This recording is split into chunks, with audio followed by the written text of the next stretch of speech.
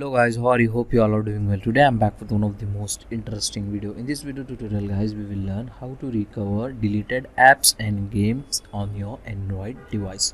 So for this guys, you can try this easy and simple method. So first you need to open the Google Play Store on your phone like this. After opening the top right side corner here, you can get your profile picture. Just tap on it. From here you need to open the settings like this. Okay, from here guys, you need to select manage app and device. Just tap on it and here you can get the option manage. Just tap on it like this, and here guys you need to select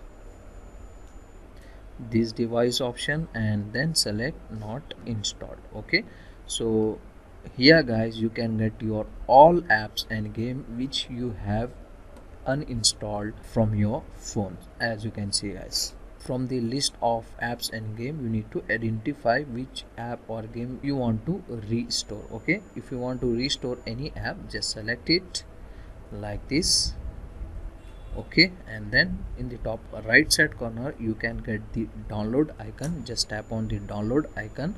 From here guys you can easily able to reinstall your deleted apps and games from here. Okay, so that's it today guys. Hope you enjoy this video. If you enjoy, please guys like, share and subscribe to our channel. Thank you very much.